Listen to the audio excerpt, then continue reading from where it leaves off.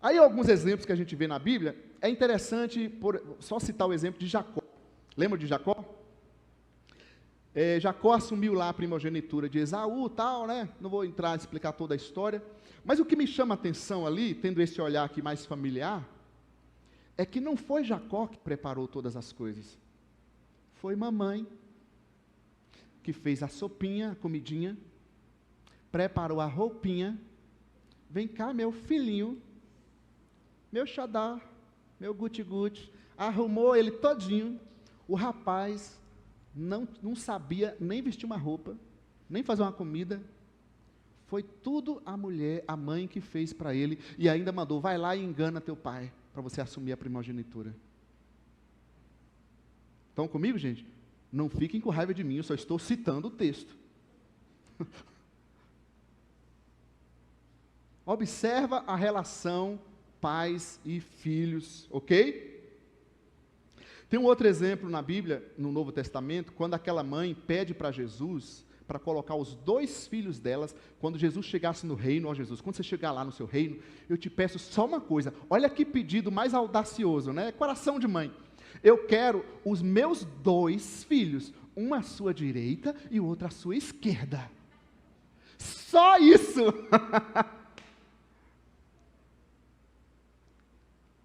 Percebe isso? E está na Bíblia, gente.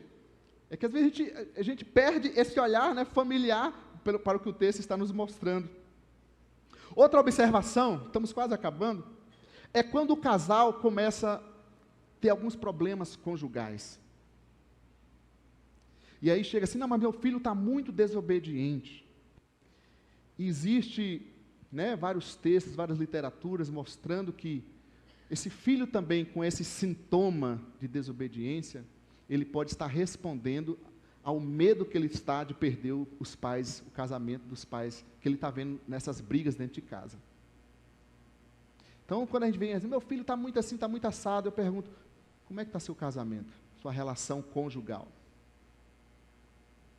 E às vezes você olha só para o menino, ele está desobediente, espera aí, mas às vezes dentro de casa, se você é solteiro também, como é que está a sua vida pessoal? Às vezes você está passando coisas para esse menino, gerando inseguranças nele, e ele está respondendo com essas desobediências. Outro exemplo, é quando a pessoa diz assim, mas meu filho está dominando a minha casa. E é comum a gente ouvir isso. Não, eu não sei o que fazer. Uma criança parece um monstrinho, domina tudo. Aí eu pergunto assim, quem é que está dando tanta autoridade para essa criança? Hein, gente? Você acha que o seu filho está dominando sua casa? Mas quem está dando essa autoridade para ele? Está claro? Outro exemplo interessante é do filho que adoece, que começa a gerar vários sintomas, várias doenças psíquicas, emocionais, físicas, quando ele começa a ir para a vida adulta. Vai sair de casa, vai morar fora, vai estudar. E aí, quando ele vai sair de casa, que era de muita superproteção, ele começa a ter tilt para todo lado. Por quê?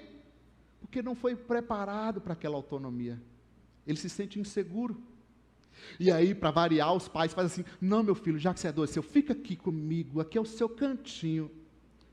Trava o rapaz, a moça ali, para não deixar a pessoa crescer.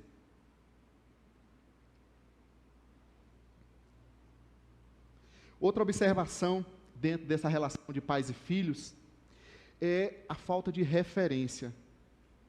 Falta de referência, independente se você é casado, solteiro, separado, né? Filho homem precisa da referência do pai. A mulher, a menina, precisa da referência da mãe. Ela precisa aprender. E isso mesmo dentro de casa com casais casados, muitas vezes não acontece. Às vezes acontece o caso da menina ficar com muita referência só com o pai. E aí os pais gostam, né? Porque não, ela é muito chegada a mim.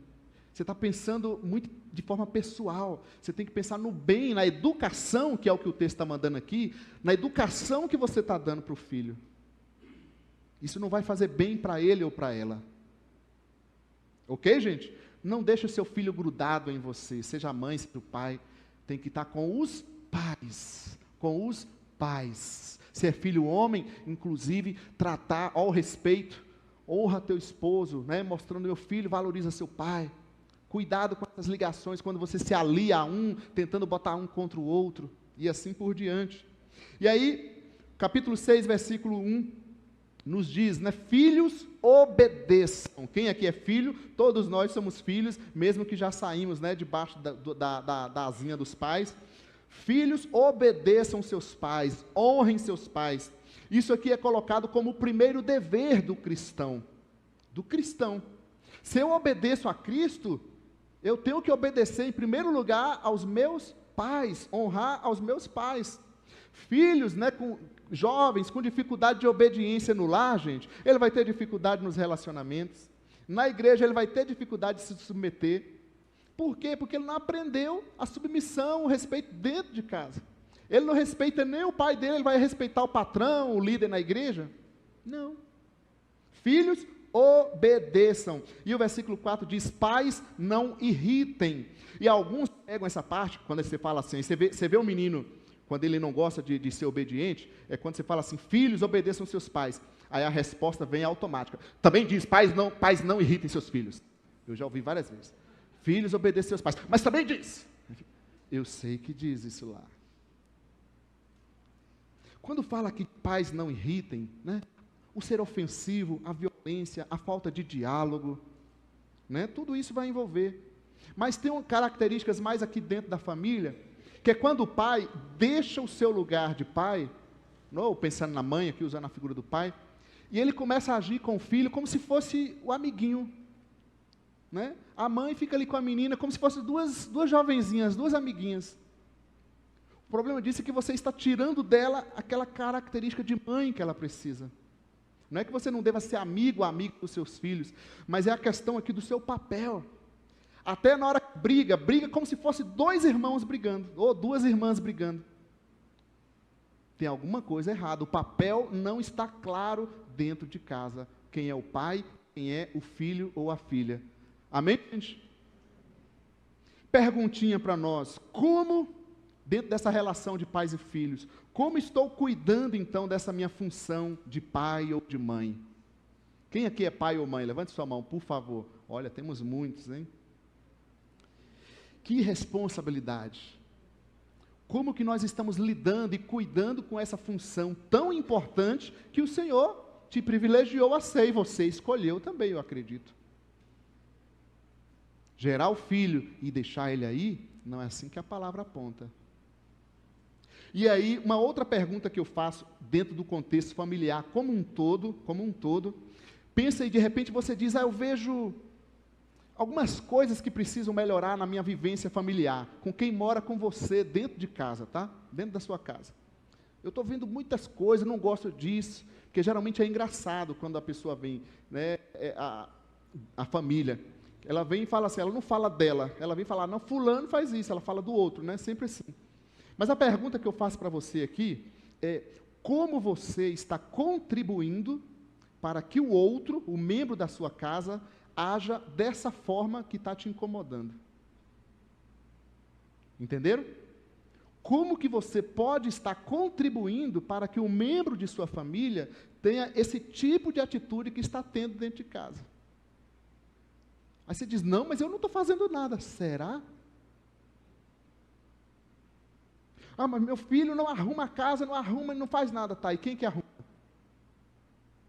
Só um exemplo. O menino não arruma a cama, não aguenta, eu falo com ele, tá. E quem que está arrumando? Ah, mas eu não aguento ver a casa desarrumada e vai lá e arruma. Óbvio que ele não vai arrumar, está muito gostoso assim. Se você quiser arrumar a minha também, me ajuda. Estão entendendo, gente? Como, pensando na família, que nós podemos estar contribuindo para que a dinâmica familiar esteja acontecendo dessa forma. A gente fica só olhando para o outro, reclamando do outro, e às vezes você não percebe o que você está contribuindo para que aquilo funcione, fique daquela forma. Amém? Aceitam isso? Aceitam a palavra e também várias informações aqui, espero que seja claro e abençoador, e que queiramos, né, melhorar e aprender mais de Deus nas nossas vidas, amém, gente?